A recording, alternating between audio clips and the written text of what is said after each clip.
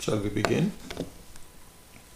Om Shruti Smriti Purananam Alayam Karunalayam Namami Bhagavatpadam Shankaram Lokashankaram Shankaram Shankaracharyam Keshavam Badarayanam Sutra Bhashya Kritau Vande Bhagavantau Punah Punaha Ishvaro Gururatmeti Murti Bheda Vibhagine Vyomavat Vyapta Dehaya Dakshina Murtaye Namaha Gukarastvandakaro Vai Rukarastvanivartakaha Andhakara Nirodhitvat Gururitya Vidhiyate Sadashiva Samarambham Shankaracharya Madhyamam Asmadacharya Paryantam Vande Guru Paramparam.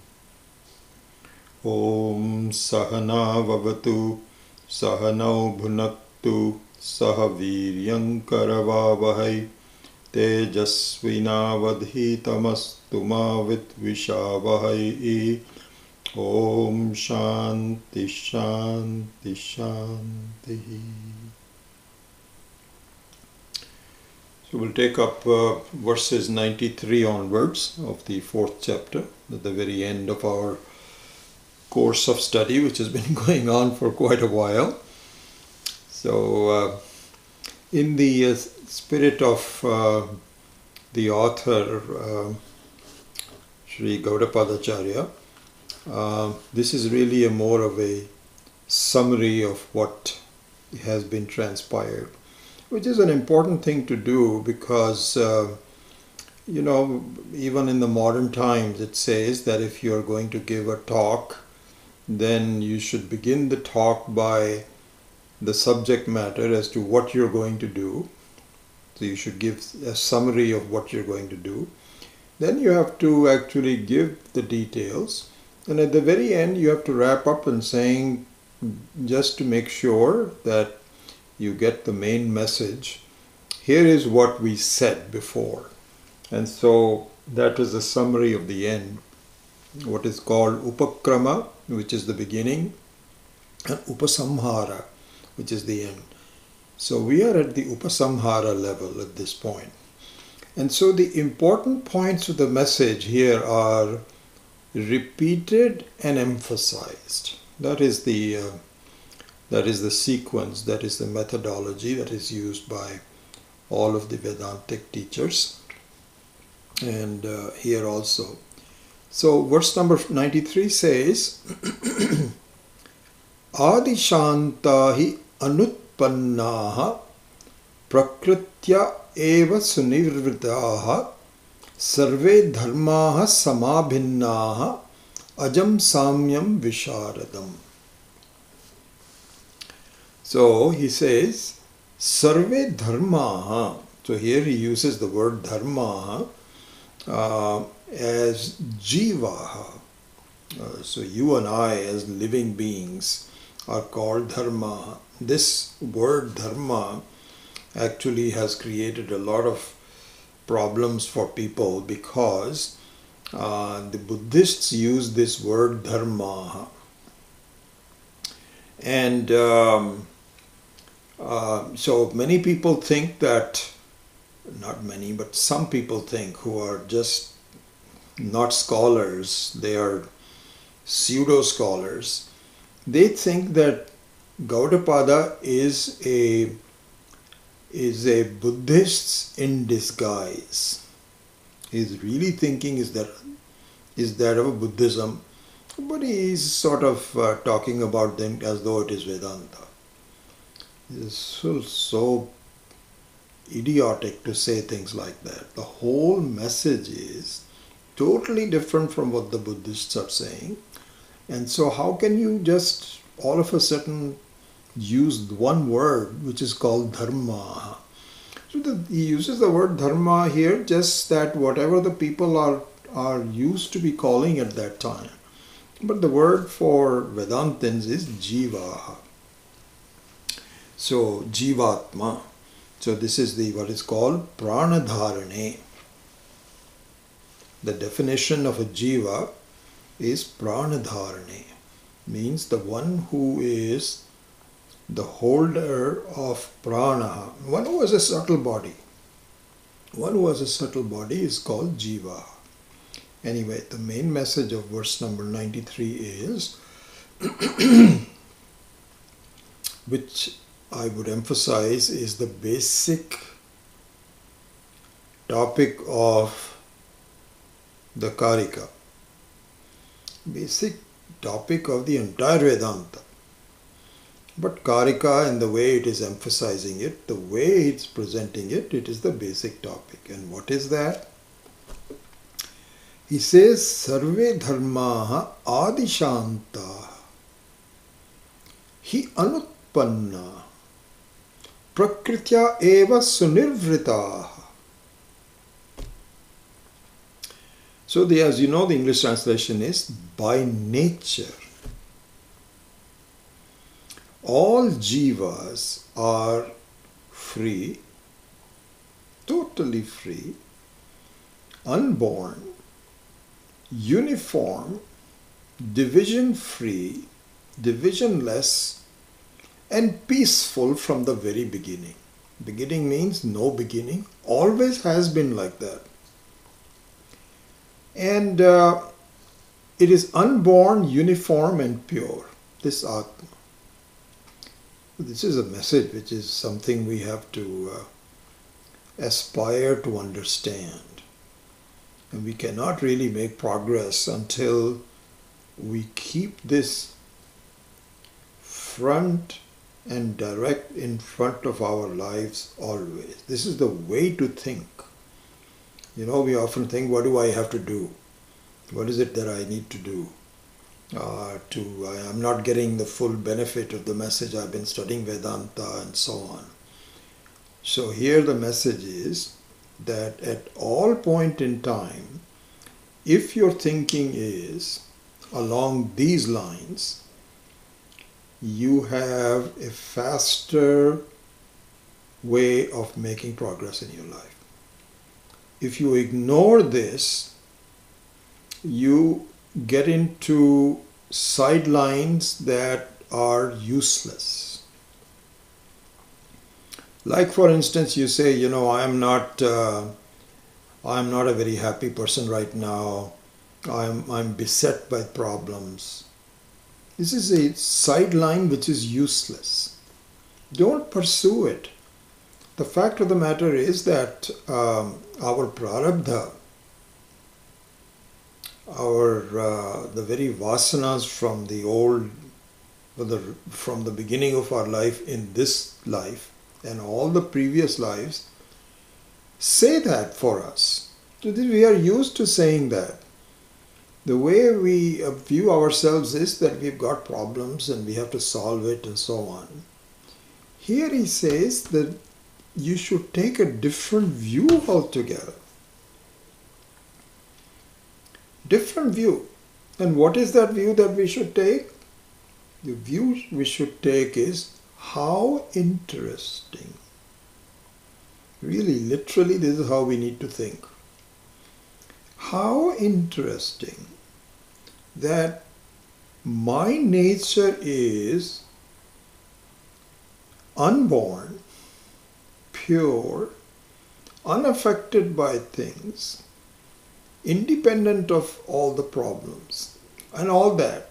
So, free, unborn, uniform, divisionless, peaceful, uniform, pure. You can add these kind of adjectives. This is my nature. Shantam Shivam Advaitam. If this is my nature, how interesting that I think that I am limited. So you see, this is the important thing, because if you sit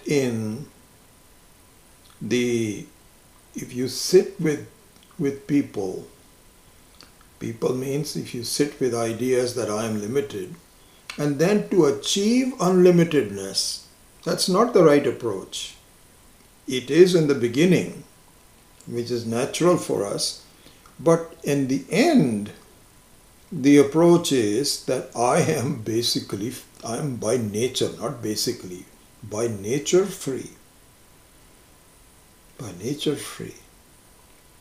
And how is it that I think that I am not free? This is very interesting. So really, in some way, you transition from making your problems very real and then trying to get out of it. You see, that's the point I'm making. Our approach has been that we feel this is and this is true for all of us. In the beginning, when we didn't know anything about Vedanta, then problems are real. What do I have to do? I can't. This is called samsara. Samsara means taking the problems to be real and then looking for some kind of an answer. But sometimes in the study of Vedanta, a transition should occur. And I can just tell you from my own personal view that was an interesting transition. Where now you reverse the whole thing. And so I would say that the personal experience of that transition is that instead of taking problems to be real problems, you approach it with how interesting. Almost your language changes. You know, in the beginning it is, what do I have to do? So the language of what do I have to do? I'm in bad shape, etc., etc. I'm exaggerating. Not everybody is in bad shape, but basically the samsara is I've got real problems. And you transition that from saying how interesting these problems appear to be coming up. So this is the main message of this verse, and these are important verses, meditation verses. So the verse number 93 is that, really speaking, any misconception about the my own purity and so on is in the mind.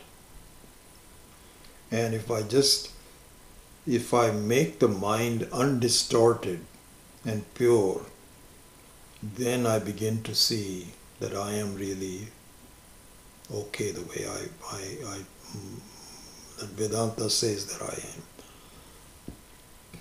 So this is what is called antakarana shuddhi, the purity of the purifying the mind. And sometimes it is oftentimes it is likened to, if you cannot see your reflection clearly because there is a lot of dirt on the reflecting surface, it doesn't mean that you have to clean yourself, but you have to clean the reflecting surface. Beautiful analogy. Right now you are evaluating yourself by looking at a very dirty mirror. And not only dirty, but distorted mirror. So the analogy could be that you look strange because the mirror is very distorted. It's got some convexity to it, concavity to it, whatever you can say it. And so you cannot change the mirror itself, but you have to look at yourself in a non-distorted mirror. Or you can say that the mirror itself has a lot of dirt in it and you cannot see yourself clearly. But if you clean the dirt from the mirror, then the reflection that you see is very beautiful, very, very pure. And so here the message is of this verse that you've always been pure. All people. It's not that some people, everybody is nothing but Atma alone. Everybody's nature is Paramatma alone. But everybody starts by saying, I am Jivatma. And to transition from Jivatma to Paramatma, this is what you have to do. There's nothing that you have to do yourself. You've always been the same and you'll always be the same. This is the message of that. So that's number 93. Let's move on to number 4. Vaisharadyam tu vainasti bhede vicharatam sada bheda nimnaha prithak vadaha tasmat te kripana smritaha.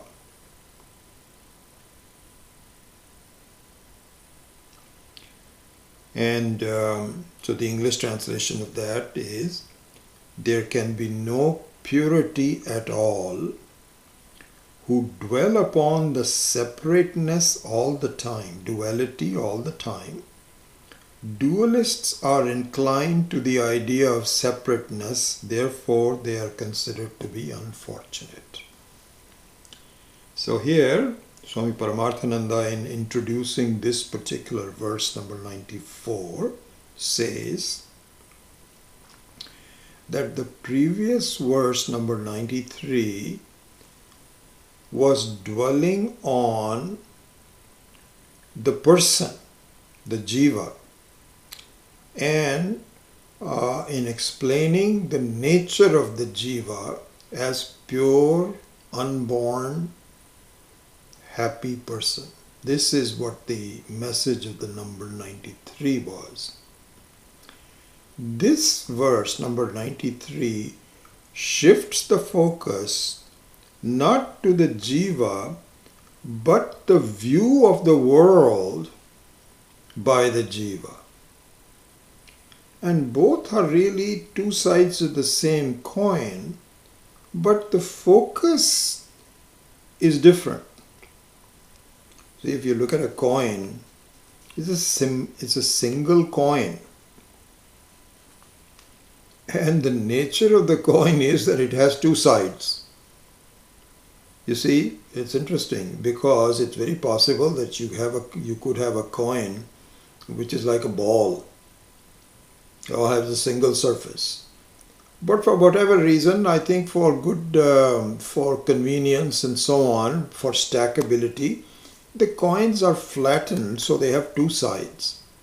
So the two sides of the coin are really the coin being a single entity, but it has two looks to it, one on one side, one on the other side. And everyone takes this opportunity, everyone means all the people who make these coins, to have one kind of a picture on one side, a different kind of a picture on the other side. So similarly here also, if you look at a singularity of a jiva, the jiva really has two sides. And so one is the internal view that you have about yourself, and the other side is the external view you have about the world. They are both in your own projection, but they do have two completely sides to it. So in that manner, verse number 93 is one side and verse number 94 is another side. Good introduction by Swami Paramarthananda. I thought that was a very good way to do that. So number 94 says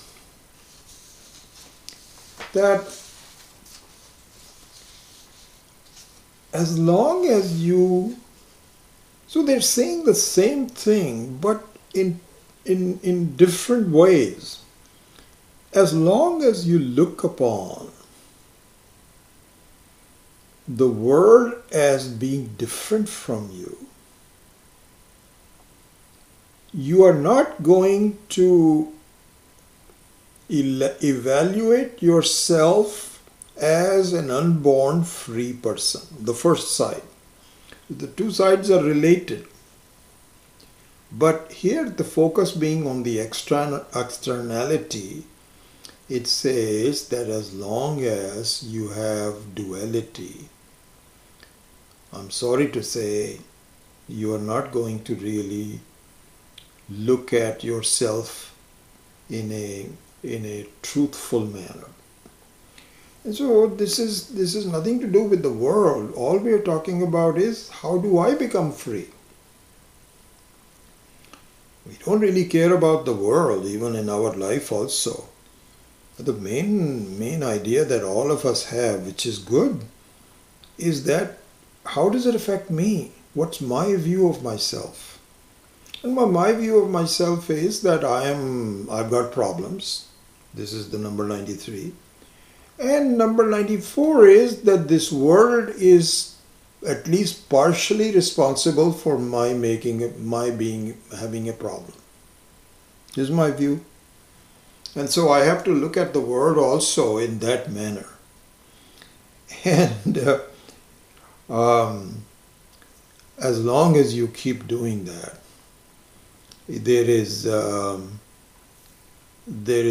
you cannot really reach your goal. And so Gaudapadaji has been saying all along that, listen, Anatma, please understand that Anatma, which is the world, has an appearance, but it no reality, and therefore to give it reality and to solve that reality by some transactional means is not going to get you anywhere.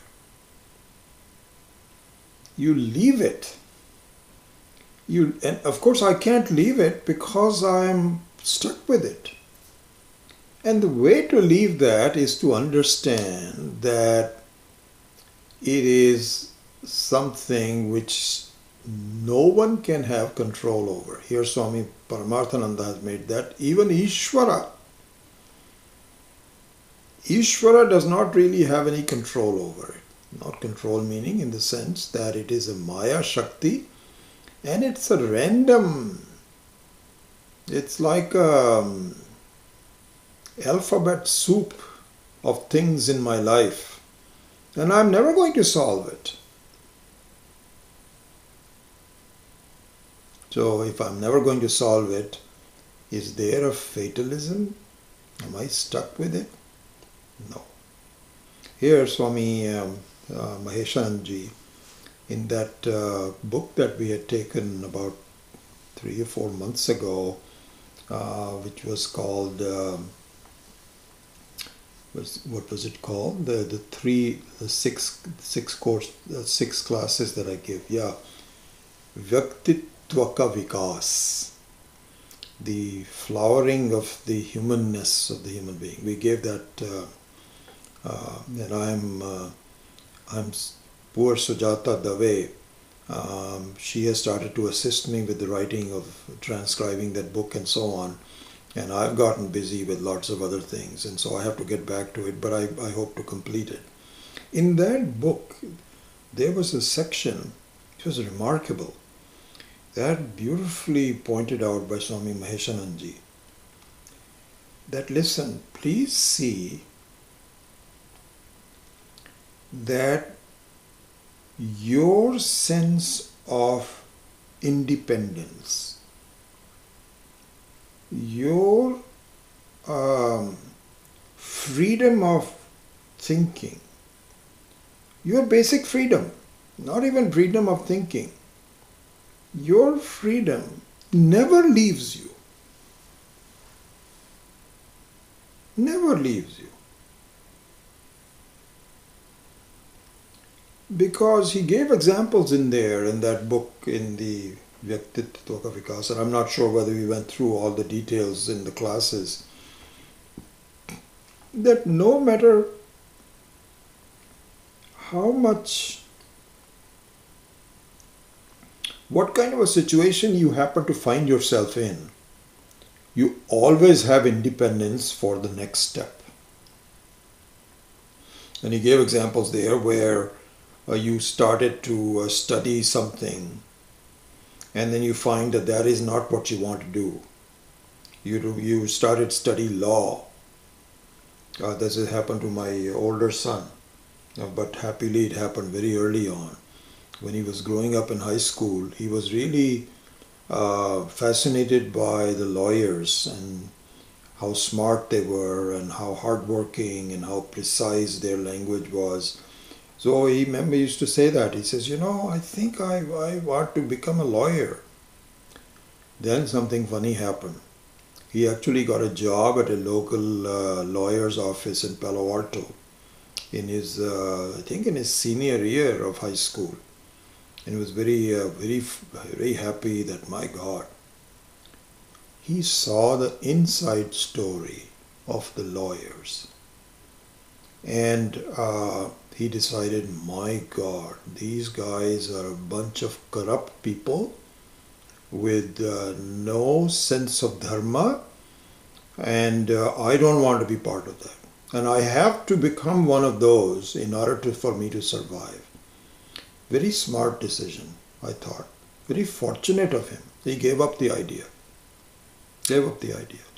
And he just became, he was either going to become an engineer or an economist. So he did economics and he's done well.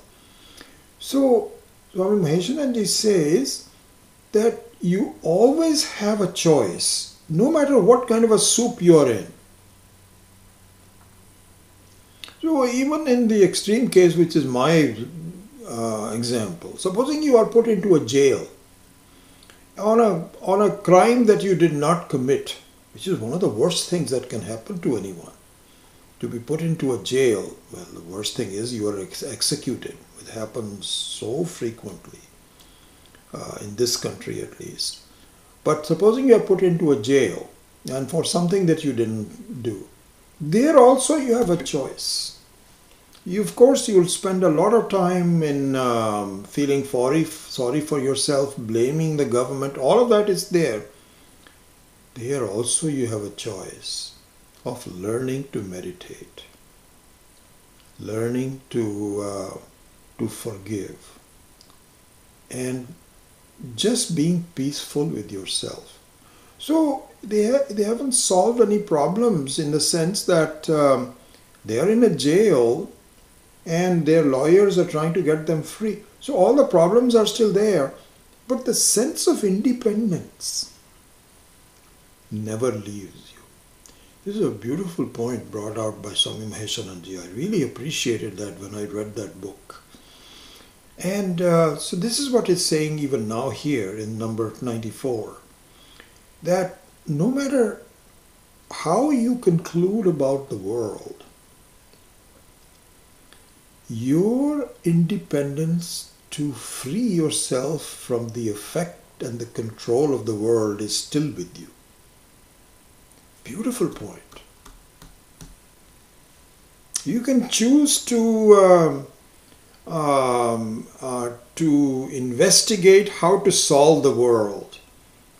And so in a lot of the examples that we took in the earlier portions of the book, where not only you, who may not have really looked into this in very great depth, but scholars and thinkers from Sankhya, from Yoga, from Nyaya, from Vaisheshikas, from Purva Mimamsa, Dvaita Vimamsa, Vishishta Vedanta, all these people who have spent thousands, hundreds of years thinking about it. They are obsessed with duality.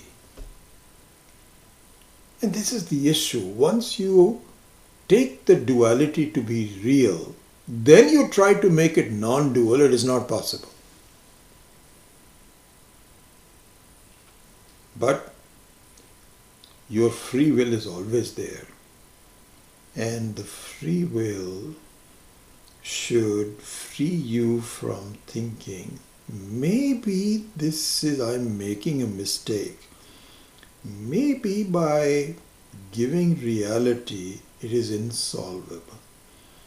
Vedanta says, yes, that's exactly right.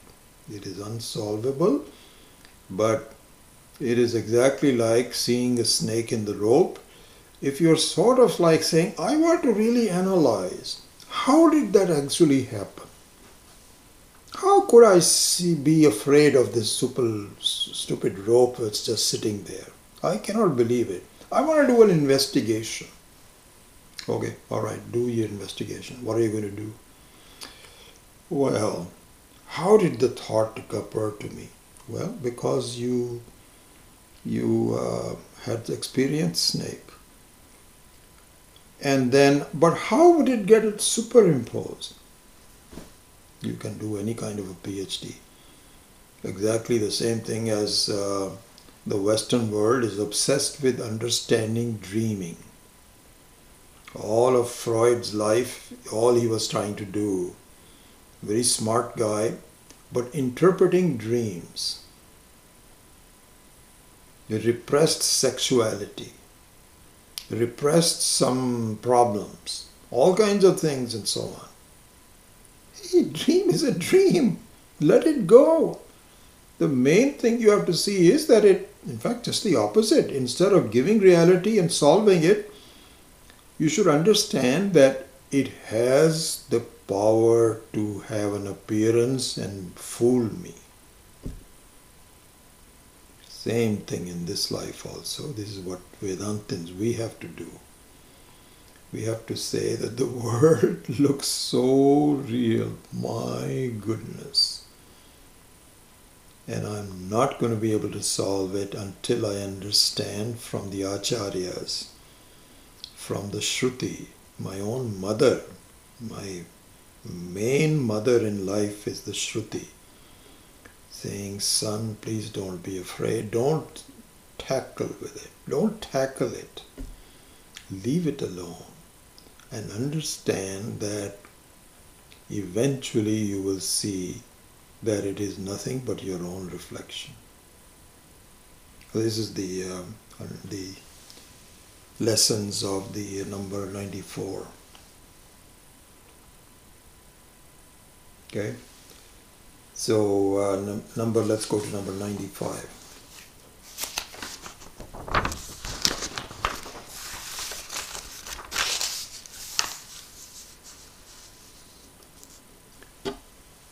Ajay samye tu ye kechit bhavishyanti sunishchitaah te hi loke mahagyanaah taccha loko nagahate. Number 95. So here, Gaudapada, by saying, the English translation is, on the other hand. So the word tu is the fulcrum from which it changes. So first one was those who are obsessed with looking at the reality of the world and obsessed with of Dvaita are not going to be able to solve it. So please don't follow them. As one blind person leading the other. So that is one thing. Now, let's look at the other side, however. Tu. He says, on the other hand, those who are firmly established in the unborn uniform Brahman, the vision of the Shastra. So the word established is an important one. I'll comment on it in a minute. So on the other hand, those who are firmly established in the unborn uniform Brahman are indeed people of great wisdom in the world. The common person, common man, however, does not understand that. So this verse points out to the difficulty and the accomplishment of such great jivas who are able to see this. And you are not going to be able to see this until you establish your shraddha into this. Because all the time, we are all independent thinkers. And we always have saying, well, I don't know. This is what Gaudapada says. But Ramanuja says something else. I have to look into that. I was telling you my experience one time. I think I'm repeating it. So this happened. It's interesting as a person who's been teaching, and then you get other people know about it and so on. There was a email that I got. It must be a long time ago, maybe 12, 15 years ago. Yeah, it was like a lot. I don't know. I am not a good judge of time. Anyway, I got an email and said, Shri Kapoor, I still remember this. I am I'm a graduate student at Stanford. And I saw your website, Arsha Vidya Center. And I'm very impressed by it that you are a proponent of Advaita Vedanta. So we have a group of students in Stanford, Indian students, who are really looking into the truth of this. We would love to have you come and talk to us. I was so happy. I tell you, you get an email like this. Once in a while I get emails like this. I feel wonderful. That's excellent. I wrote to him. I said, when can we meet? Oh my gosh. I go there. First of all, he says, oh, we have so many people who would love to see you and all that. So I go there, and there's hardly 3 or 4 people who they had difficulty. They were all sitting there and sort of looking at me and said, who is this guy? So they say, okay, what do you have to say? So please introduce yourself. So I talked about it and about Advaita Vedanta and so on. Then I thought, I've introduced it, so maybe they'll become students, and something will come out of it. I live very close to Stanford, so it'll be easy for me to. I was busy, but I thought I could always make time for them.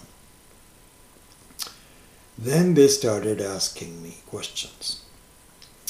Well, how does this thing compare with Vishishta Advaita? Well, I gave some kind of an answer. This is the thing, when people ask a question from that standpoint, you don't want to insult it and say, I think that is full of, it doesn't mean anything at all. I don't consider that. You cannot say that, because the guy is coming from that side. Anyway, all I found out after talking to them was, they were evaluators of comparative schools of thought, and they were not willing to listen to me. All they wanted was, can you give us a scholarly view of what the differences are? I don't have time to do that. In fact, I don't know all of those kinds of things. I know the essence of it, and that's all I care about. I said, Baba, thank you. I don't have time for you. You please go someplace else. So anyway, so verse number 94 says, don't waste time. Don't waste time. Follow the authority. This is the sampradaya that we are following. This is the parampara. Very, very fortunate that we are in there. But if you are still in the tire kicking stage, which car is better, this one is that, what color, and so on and so forth, you're wasting your time for a long time. Make a decision and go for it. So in number 95 it says, however, he says, it is so great that someone has been able to figure this out. Bhagavad Gita says this, Ascharyavat Pashyati Enam. He says it's a wonder. It really is a wonder. It is a wonder that a person born in this Dvaitic world, you're launched into this, is able to discover that I am immortal while alive. while being mortal, by saying that my mortality is mithya and my immortality is real. Not an easy thing to do. So he says that it is not easy. He says, wow, what a wonder. So, and oh yeah, I wanted to comment on the word established. Sunishchitaha. So here, the other interesting thing for all of us to see, and your questions many times reflect that, is a certain impatience, because the message seems very lofty. The fact that you are pure and unborn and so on. But I don't see that reality yet. So there is always a tendency to just doubt it. So even the people who have the Shraddha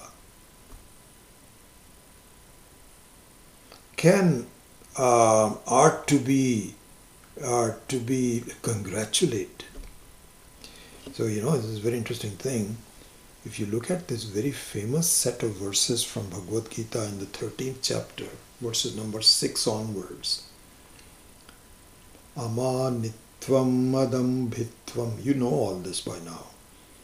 Ahimsa kshantirarjavam acharyopasanam shaucham, etc. Okay. Then in the end of this whole section, it says, so Arjuna in the 13th chapter once again was saying, tell me, what is jnanam again? What do you mean by knowledge? It is exactly like, you've been listening to Ramayana, and in the end, towards the 3/4 of it, you've been listening to Ramayana for 2 years. And say, well, what? Who exactly was Sita again? So Arjuna, and so what this points out is not as though Arjuna was stupid or anything, but it points out the difficulty of understanding. Krishna has been telling him all the fine, Ashocyan Anvashochas, chapter 2, chapter 3, etc., etc., etc., the Tompadavachya, Tatpadavachya, then Asipatavachya, all of that he's been saying. In the 13th chapter he says, tell me what is knowledge. And the Gita was composed for a purpose. Every word is carefully chosen by Ishvara himself to do this. He says, etat tu jnanam. In verse number, I think 12 or something, it says, all the things I've talked about, which is amanitvam, adambhitvam, etc., is jnanam.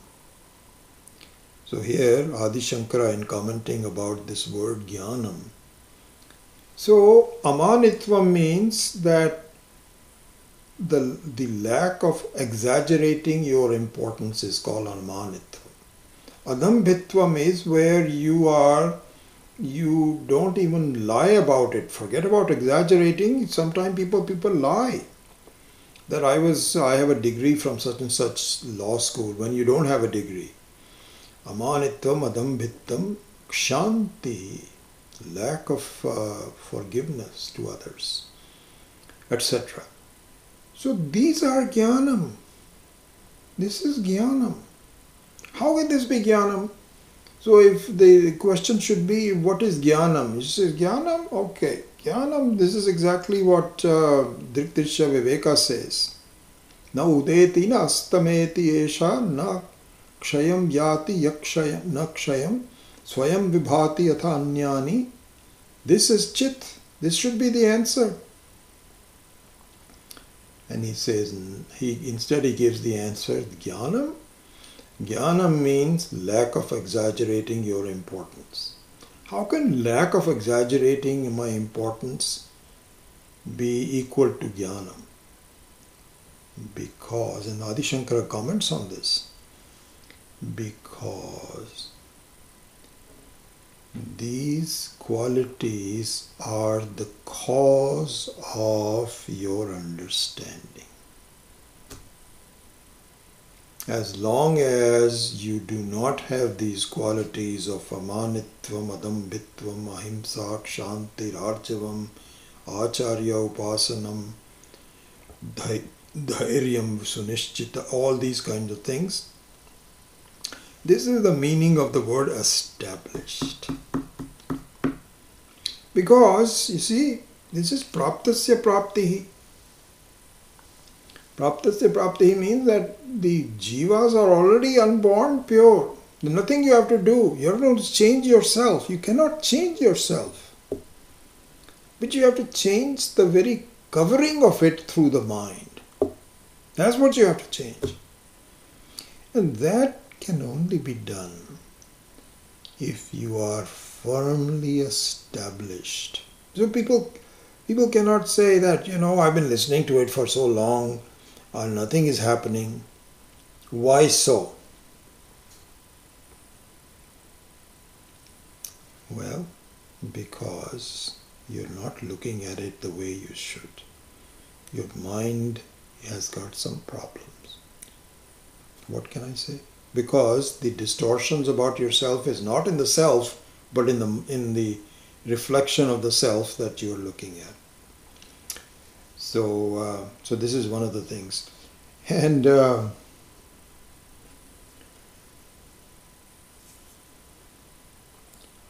so here,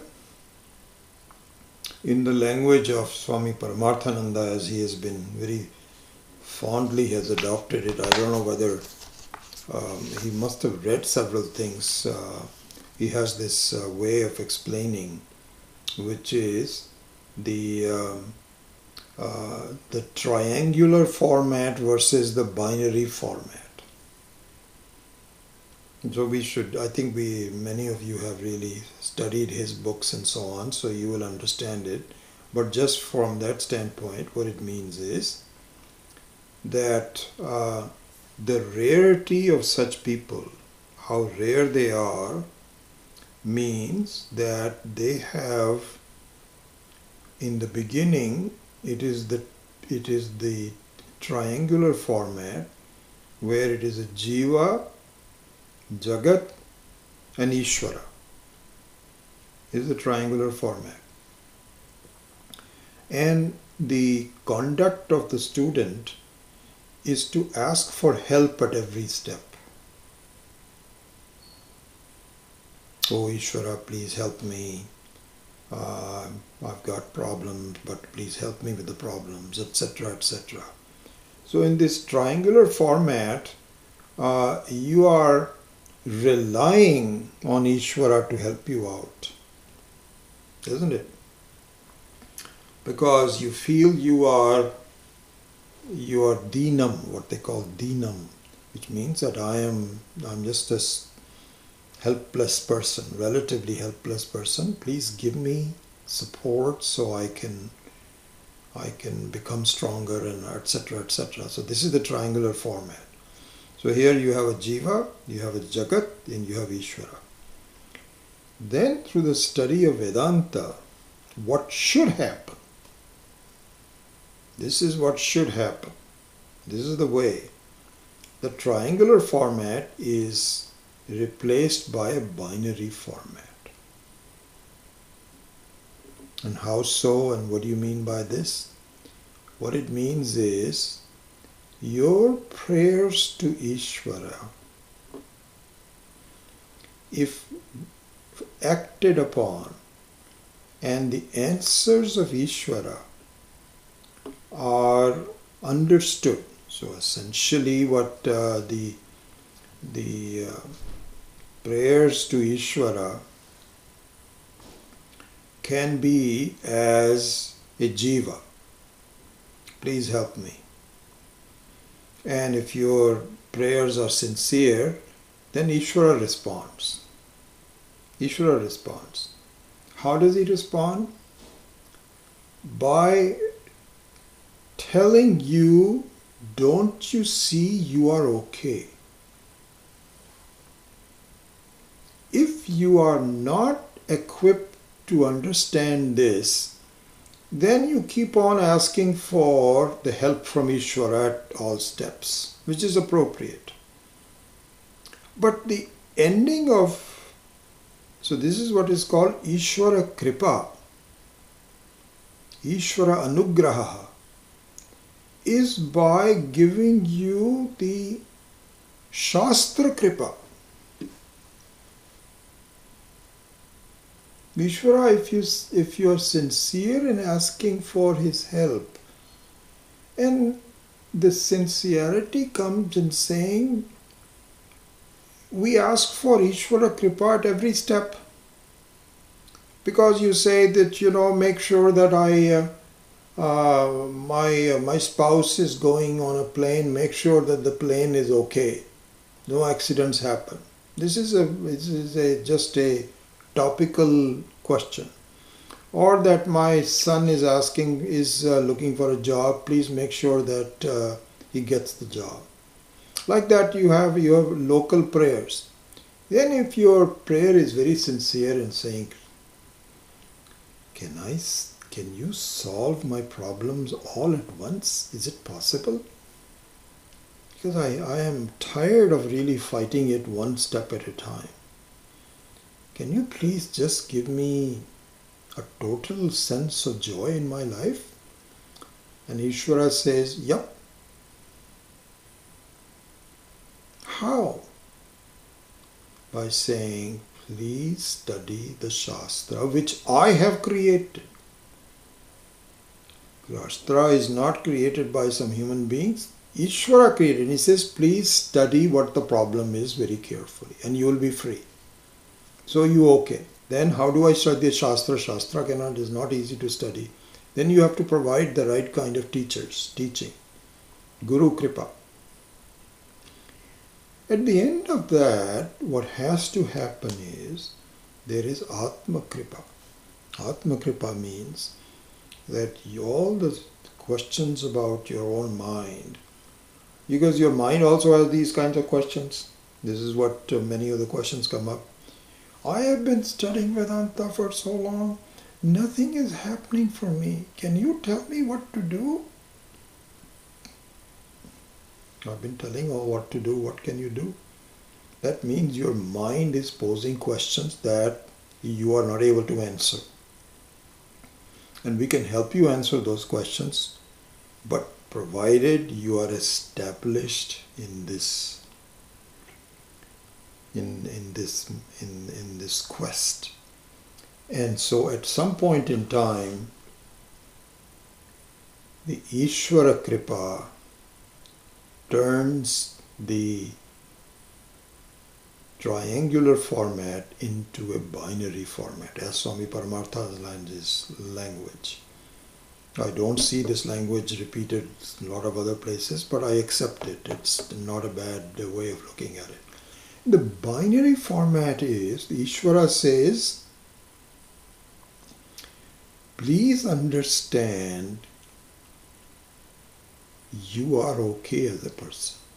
In fact, there is no difference between you and I. At first I don't understand that. I don't accept it. But if I keep my drishti established, there comes a point where I make this transition that I talked about earlier, which is that instead of taking my problems to be real, I have an inner smile which says, how interesting. That my nature is I don't have a problem, but I appear to have a problem. How interesting. How is this going to go? And so this is the binary format. The binary format means there is only Atma and Anatma. And Anatma is not a separate, so this is a binary and then becomes a unitary format, which means I alone am. this Advaita. My sense is that I am not, the whole world is nothing but a projection, just like a whole dream is nothing but a projection. The dreamer dreamt and dream are all projections, it all disappears. The waker alone is. So this is the binary format. And this vision is extraordinary. And it cannot be understood by anyone who has not achieved it. It is something unique. If those of you that I'll just close this class with number 95. For those of you that happen to attend the online broadcast of the Sailorsburg's 34th anniversary recently, where very tragically Swami Pratyek Bodhanandji also spoke, and he passed away very soon after that. From that broadcast, they had a clip of Swami Dayanandji speaking. And he was talking about this very fact that a jnani can only be understood by another jnani. So the famous verse of Bhagavad Gita is a testimony to this. In chapter 2, verse number 69, it says, Ya nisha sarva bhutanam tasmin jagrati samyami yasyam jagrati bhutani sa nisha pashyato munehe. This is the verse. And the verse says that what is night for a normal person is a day for a jnani. And the day for the normal person is a night for the jnani. Beautiful verse. So here what it means is that only a jnani can understand. No one else can see. This is a reality which just is an amazing reality. But you cannot give full justice to it. You cannot even ask, how does it feel? How you cannot explain this. Very difficult to do, because you feel like all my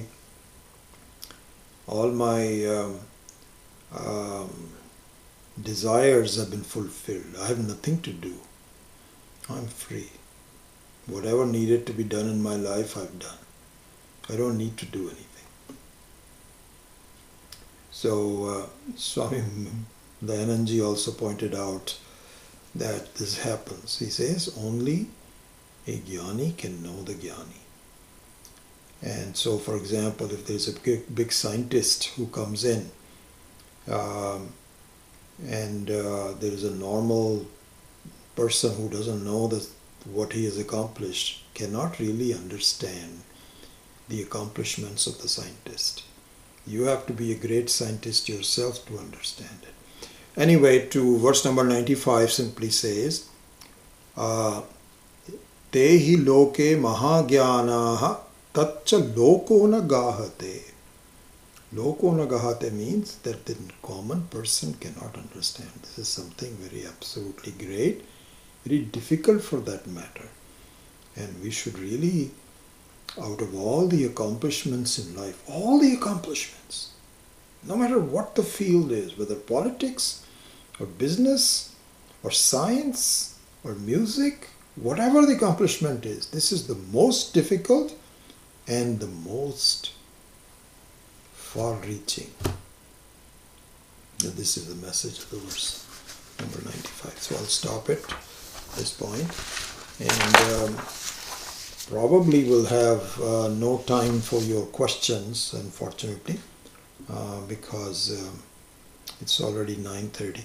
Well, let me see who's here, and then if there are some quick questions, I can answer it. Anyway, let's just do a closing prayer. Swasti prajabhyah paripalayantam न्यायेन मार्गेण महिं महिषाः को ब्राह्मणेभ्यः शुभमस्तु नित्यं लोकाः समस्ताः सुखिनो भवन्तु काले वर्षतु पर्जन्यः पृथिवी सस्यशालिनी देशोऽयं क्षोभरहितः ब्राह्मणाः सन्तु निर्भयाः सर्वे भवन्तु सुखिनः सर्वे सन्तु निरामयाः सर्वे भद्राणि पश्यन्तु मा कश्चित् दुःखभाग् भवेत् असतो मा सद्गमय तमसो मा ज्योतिर्गमय मृत्योर्मा अमृतं गमय ॐ पूर्णमदः पूर्णमिदं पूर्णात् पूर्णमुदच्यते पूर्णस्य पूर्णमादाय पूर्णमेवावशिष्यते ॐ शान्ति शान्ति शान्तिः हरिः ॐ श्री गुरुभ्यो नमः हरिः ॐ Okay.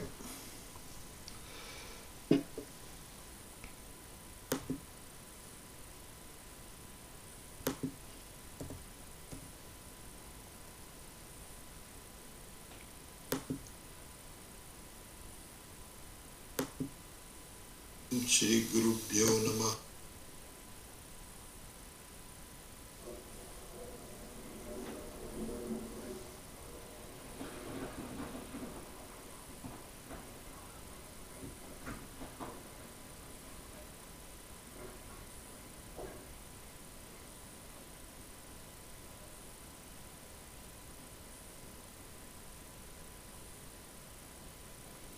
Question from Arvind, can binary format be understood as OR logic? Since world and Brahman are inseparable, always one. No, I don't understand what you mean by OR.